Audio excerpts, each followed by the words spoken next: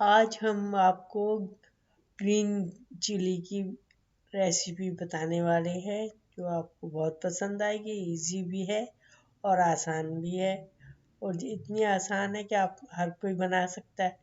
हरी मिर्चियाँ 125 ग्राम, नींबू 1 अदद, 3 चम्मच टेबल स्पून सौंफ, 3 टेबल स्पून धनिया। इसे हम फ्राई करेंगे कुछ फ्राई करेंगे। धनिया को करेंगे और अच्छी तरह से इसे सेक बिल्कुल हल्का रखेंगे, बिल्कुल कम सेक पे बनाएंगे, नहीं तो ये जल जाएगा तो फिर इसका जायका खराब हो जाएगा। तो इसे हम आस्ता आस्ता फ्राई करते रहेंगे। जब ये उड़ने लगे तो इसका मतलब कि ये वो ज़्यादा फ्राई हो रही है, तो कम सेक पे करें। हाँ, कम सेक पे बिल्कुल ये फ्राई हो जाएगी, बहुत अच्छी होगी और खुशबू भी होगी, इसमें खुशबू आ जाएगी, सारी अच्छी सी खुशबू आएगी। जितना अच्छा भूनेंगे इतनी अच्छी खुशबू आएगी और बहुत अच्छी मिर्चें बनेगी आपकी इंशाल्लाह। तो आप भूनते जाएं, जितना भूनेंगे उतना अच्छा होगा। बिल्कुल भून रही है। अब इसको भून के अब हम इसको भून गया है तकरीबन। अब इसको निकाल लेंगे और सौंफ को भूनेंगे। अब हम सौंफ को भून लेंगे। हाँ, ये ऐसे सारा निकालें लेकिन ज़ाया ना हो कुछ। हाँ, इसे आस्ता आस्ता भूनते जाएं। हाँ यार, बिल्कुल हल्का सेक होना चाहिए जिसमें ये अच्छी तरह भुने। हम अच्छी तरह आस्ता आस्ता भुने, कोई जल्दी नहीं है हमें, हम भून लेंगे। हाँ, ये देखें बन रहा है।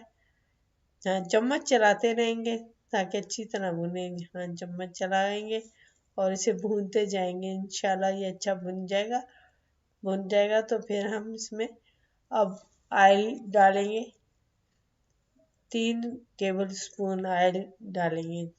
कम ऑयल में ही बनाएंगे, जो जैसी मर्जी है आपकी। कोई कुछ लोग ऑयल ज़्यादा इस्तेमाल करते हैं, कुछ कम इस्तेमाल करते हैं, कुछ घी का इस्तेमाल करते हैं, तो जो आपको बेहतर लगे वो इस्तेमाल करें। हाँ, इंशाल्लाह अब इसमें हम थोड़ा गर्म हो जाए, ज़्यादा गर्म भी नहीं करेंगे।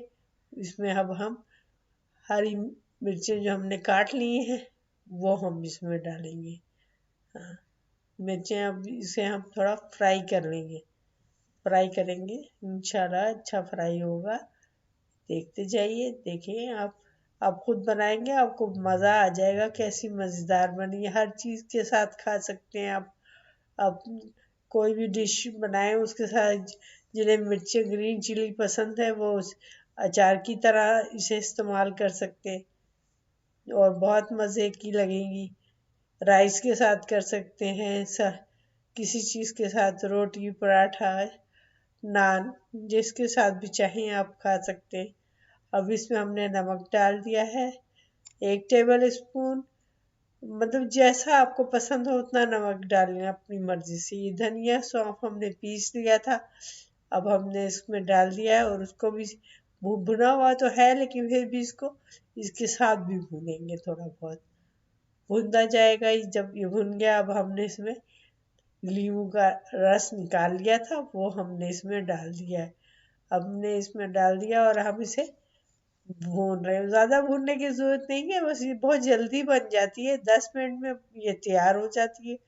माशाल्लाह देखें कितनी अच्छी बन गई। अब खुशबू भी बहुत अच्छी आ रही है और अब हम इसे, ये बस होने ही वाली है तो बस हम इसे डिश में निकाल लेंगे। ये देखिए निकाल लिया हमने। अब बहुत ही खुशबूदार मज़ेदार है, माशाल्लाह कितनी अच्छी बनी है।